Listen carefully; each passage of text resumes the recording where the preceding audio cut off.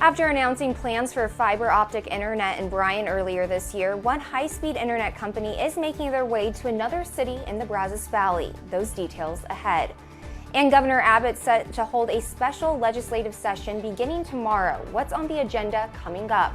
Your KRHD News starts right now. Connecting the Brazos Valley. This is KRHD News.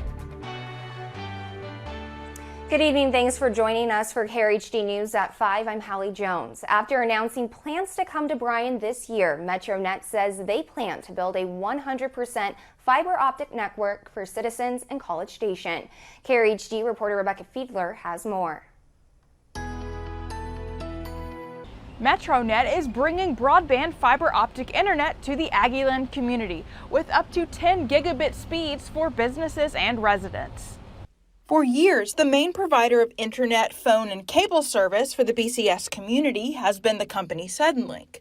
Now, Indiana-based business MetroNet has announced its premiere in College Station and Bryan as a new option for many Brazos County residents. It obviously takes time to sort of build out the network and all of those things, but ultimately for our residents and businesses, it's going to create a second option where if you're particularly maybe not happy with the provider that you've got currently, or there's a better deal out there, well, we see it as just we think competition is a good thing from the city. MetroNet will be offering the community what's known as fiber optic broadband, which services our televisions, phones, and computers. We're coming in and we're bringing in all brand new infrastructure at no cost to the citizens of College Station nor Bryan. And what we're doing is we're bringing in a true fiber optic connection, a true fiber optic line into every home and every business that wants it. What that means is the broadband speeds that we are going to be able to provide are world class. Representatives with MetroNet explained that it may take time for the company to reach Brazos County's more rural communities, but such a feat is possible. We're always looking for expansion because if you think about it, once we come into College Station and Bryan, our infrastructure will be there. So if there are opportunities for us to expand our footprint, we're always open to talking about that and doing the evaluation to do so. MetroNet will establish a physical office space in the local area, and the company aims to service the cities of Bryan and College Station starting in the fall of next year. Reporting in College Station, Rebecca Fiedler, KRHD News. Taking a closer look now at the digital divide across the Lone Star State, the Texas Comptroller says as of 2 years ago, more than 2 million Texans live without high-speed internet. And it says 69% of rural communities didn't have internet access back in 2016. A serious problem, it says, affects education especially, but also telemedicine, agriculture, and even small businesses. The state says high-speed internet includes cable, fiber, wireless, digital, and satellite online access. Two bills introduced in the legislation could help to bridge the digital gap in Texas. The eBridge Act looks to allow communities to partner with the private sector in carrying out broadband projects. This would give rural communities more flexibility in complying with funding match requirements. Finally, the Broadband for Rural American Act would provide more than $7 billion in authorizations for the U.S. Department of Agriculture broadband connectivity programs. New tonight, a Houston family was attacked while driving home from a Houston Astros baseball game last night. The family's truck was shot at on I-10 near downtown Houston.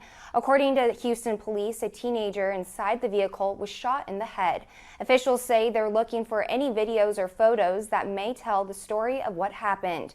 The teen who was shot was transferred to a hospital in critical condition.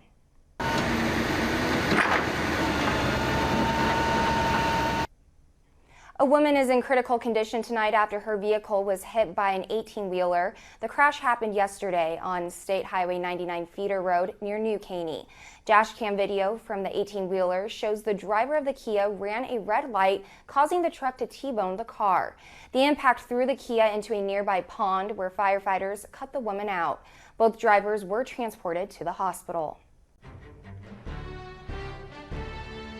Tonight, Governor Abbott releasing the agenda for the 87th Legislative Special Session. Lawmakers making their way to Austin to reconvene tomorrow at 10 a.m.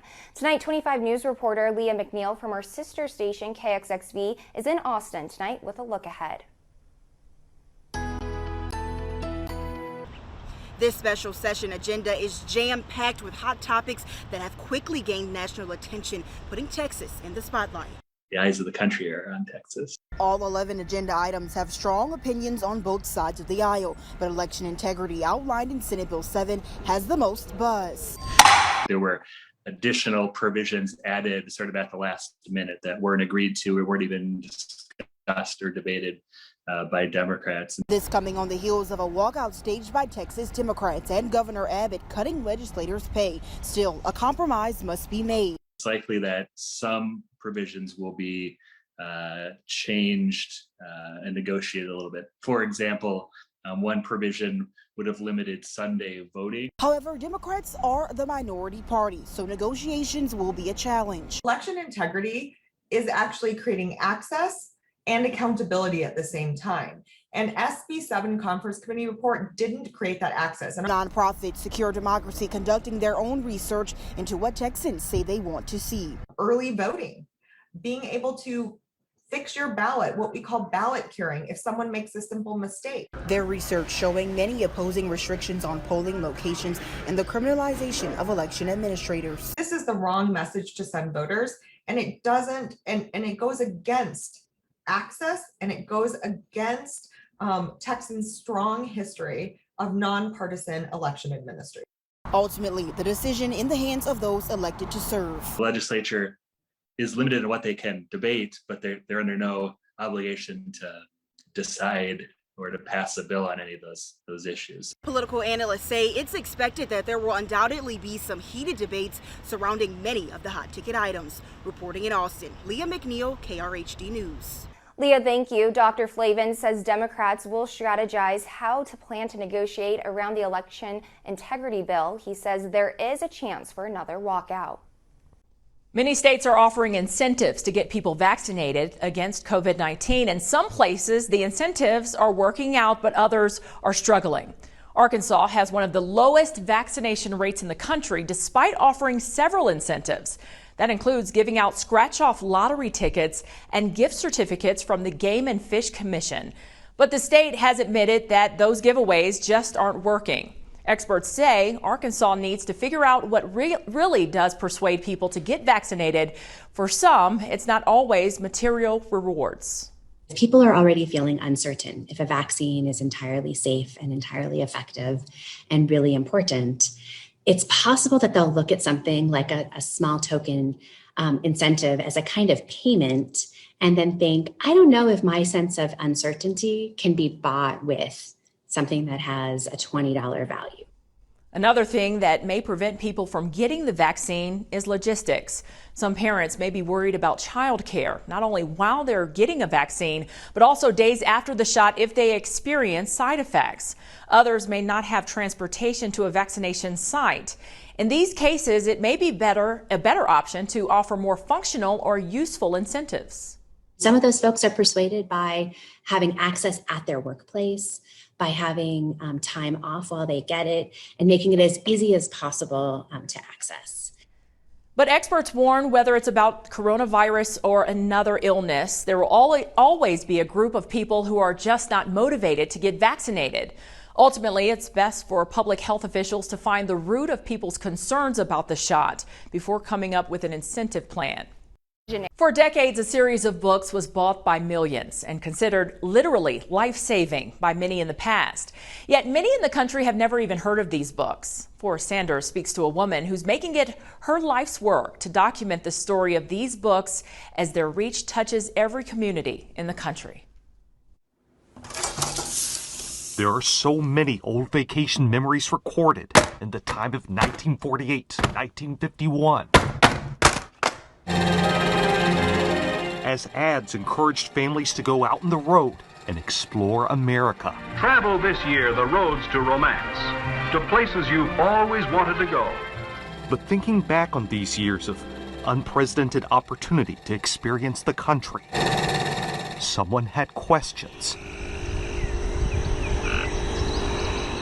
How did black families travel during a time of sundown towns? Sundown towns were all white communities, and if you were caught there after sundown, there could be severe consequences and even death. My innocent question was, if there's all these sundown towns, what did the black people do? Looking back at vacation history and marketing, there's white folks at the beach and you never see black people in any of these images, and there's a reason for that. At night, going through unfamiliar towns so far from home, where did these families stay? How did they know if they were in a sundown town? There have been many stops in answering these questions for writer and photographer Candace Taylor. And today, the questions have led her here.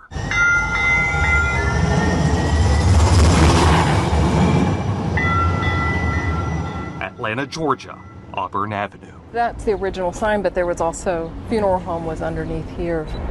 I love these photographs. And then we're heading into the chapel. We're at Hoggebrook's funeral home, but now it is just called Hoggebrook's because it's an art space. There's an important history to Hoggebrook's. As one of the original sites to be featured in the Green Book. Everything from drugstores, banks, anything you might need on the road was in the Green Book. And it was like a black yellow pages. Most black families spent weeks preparing for a road trip. You'd pick up a Green Book, you'd have to go through and figure out places of where you wanted to stay. This was the Jim Crow era in general, but the Green Book started publication in 1936 and it lasted through 1967. There is something visceral about being in a space that's tied to this history.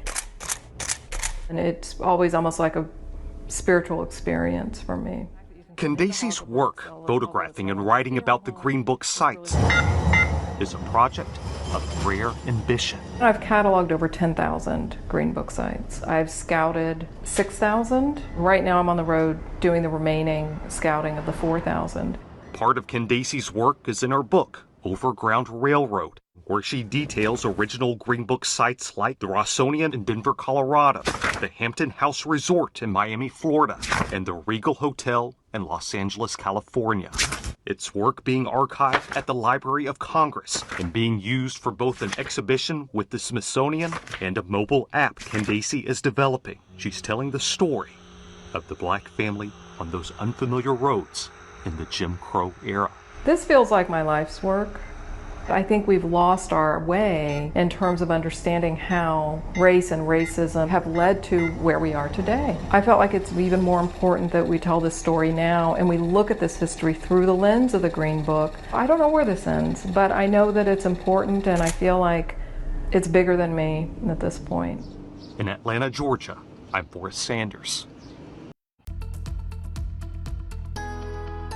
Good evening, Brazos Valley. It's been a warm day out there today. Still cool by July standards, though. Temperatures in the upper 80s, feeling like they're in the mid 90s, at least unless you get under some of these cooling showers that are once again out there. A little bit sparser than what they were yesterday, only about a 20% coverage today, but we'll keep that chance of rain going through the evening.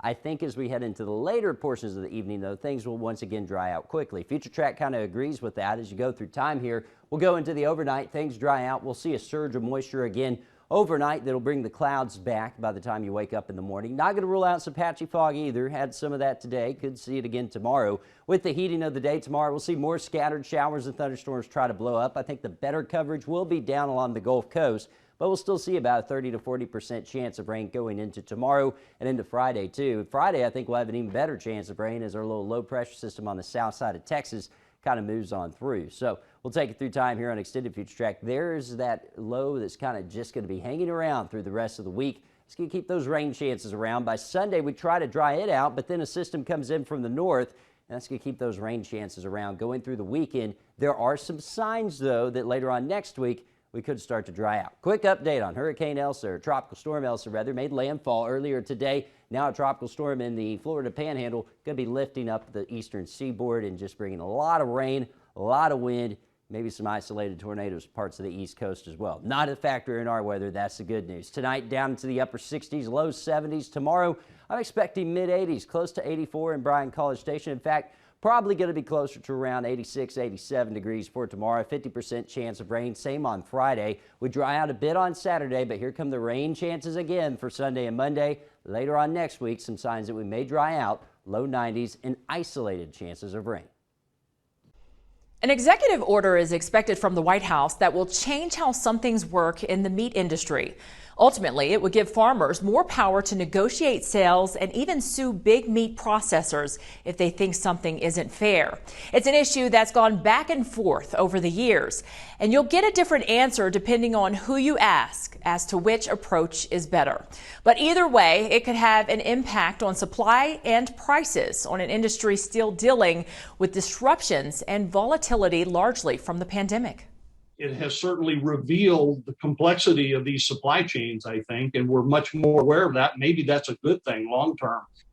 The White House is also expected to encourage the Federal Trade Commission to give farmers more flexibility in repairing tractor equipment. Right now, they are limited in using independent repair shops or repairing it on their own. The White House is also expected to tell the USDA to review meat labels and what can say product of USA. Some livestock are born in other countries, mainly Canada and Mexico, but brought to the U.S. to feed directly for slaughter. Those are currently labeled USA products because they are processed here, as is imported meat that is turned into an entirely different product here in the U.S. Agricultural economist Daryl Peel says anytime there is a change, it comes with cost. So in order to be able to label those at all the way through the system, it essentially means that those products, those animals initially, and then later the products have to be kept segregated. So they have to be fed separately. They have to be processed separately. And then, of course, everybody along the way has got to track all that information. Peel points out the label rule changes may not even cover what's sold to food service, which is where more than half the meat supply goes. Past meat labeling law changes were eventually overturned after the World Trade Organization ruled against them. And past research shows a majority of consumers didn't know the law was in place, and where meat comes from matters less than price or quality. As several industries face labor shortages, there's been an 18% increase from March to June of companies offering hiring bonuses. So this is really staggering, and it shows that employers are having real trouble hiring workers and are trying to pull out all the stops. ZipRecruiters say they typically don't even see a whole 1% increase in hiring bonuses from month to month. But it seems to be working so far. There has been an uptick in applications for jobs offering this. And it works more than doing other things like saying that your job is urgent or trying to encourage people in other ways by talking about how great your need is and how you would hire them immediately. But signing bonuses are temporary and often don't get paid out up front. Employers usually include these as part of your paycheck over several months. And that allows employers a bunch of leverage over, workers' conditions at their job, because that $500 or $1,000, whatever the signing bonus may be, is kind of hanging in the balance. So workers will kind of do whatever it takes to stick around, or think about doing whatever it takes to stick around, even if job conditions are poor. The Economic Policy Institute says hiring bonuses in no way substitute for higher wages. Research has shown the bonuses make employees stay with a company longer. ZipRecruiter even says in the past they have seen job postings go back up months after being taken down. In other words, the time it took to pay out the bonus. But in this case, a temporary fix may be all that's needed. They're betting that in a couple of months at the end of the summer, around about fall, when schools reopen, vaccination rates are higher, COVID continues to wane, and the unemployment benefits, the expanded enhanced unemployment benefits expire, that people will flood back into the labor market. It's also important to note that because hiring bonuses are a part of your paycheck, they will be taxed. So you won't actually be getting the full amount